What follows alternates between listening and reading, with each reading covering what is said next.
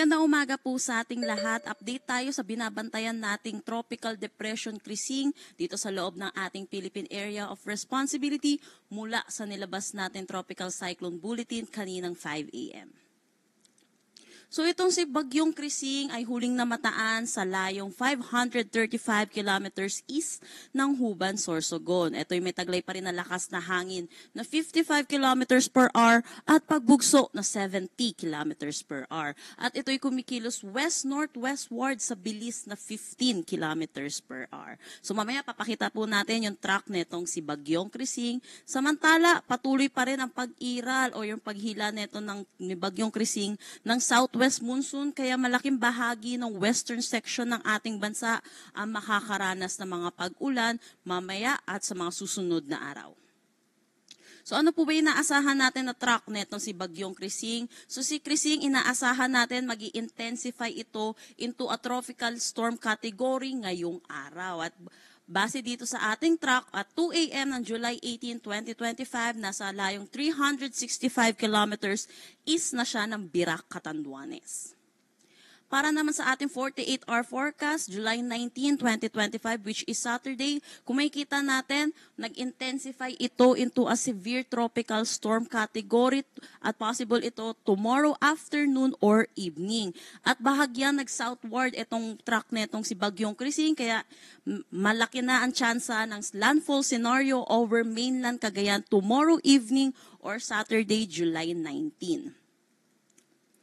So pagdating naman ng 72-hour forecast natin, July 20, 2025, which is Sunday, nasa labas na to ng ating Philippine Area of Responsibility at inaasahan severe tropical storm pa rin ang kanyang category at ito'y mataan sa layong 285 kilometers west-northwest ng Lawag City, Ilocos Norte.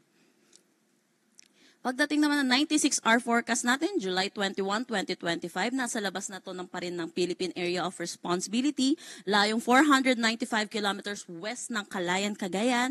At ito, kung makikita natin, isa na siyang typhoon category. Pero wala na, possible po, wala naman na itong direktang epekto sa anumang parte ng ating bansa.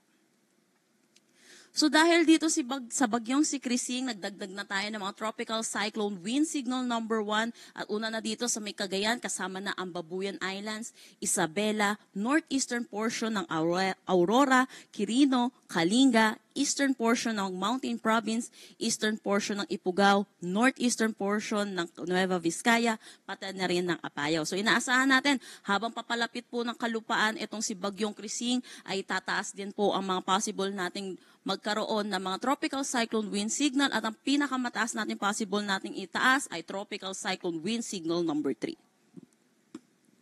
So para naman sa ating weather advisory na nilabas natin kaninang 5 a.m. today, July 17, kung makikita natin, meron po rin epekto itong bagyong si Krising, pati na rin itong southwest monsoon natin.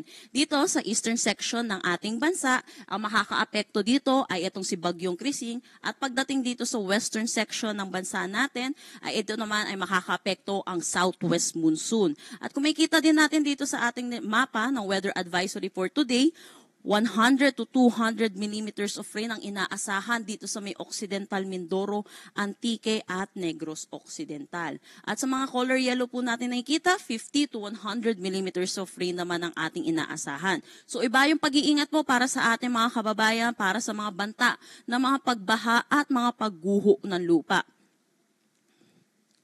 Bukas, inaasahan natin, pagdating po ng paglapit neto ni Krising sa ating kalupaan, kung makikita natin, dumami yung color orange dito sa may northern Luzon at dulot ito nung paglapit nga ni Krising sa ating kalupaan. At inaasahan natin 100 to 200 millimeters of rain dito sa Isabela, Cagayan, Apayao, Ilocos Norte, Abra, Kalinga at Ilocos Sur.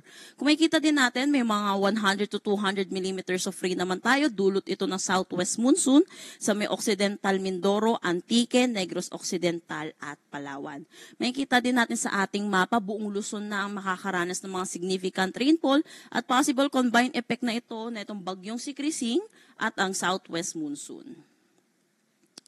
Para naman sa Saturday, naasahan natin 100 to 200 millimeters of rain pa rin dito sa may ilang bahagi ng Northern Luzon at pagdating na rin dito sa may Ilocos Sur, La Union at Pangasinan, Zambales, Bataan, dulot pa rin ito netong southwest monsoon. Dito sa taas ay dulot na itong si Bagyong Siklising. Occidental Mindoro at Antique, dulot pa rin ito ng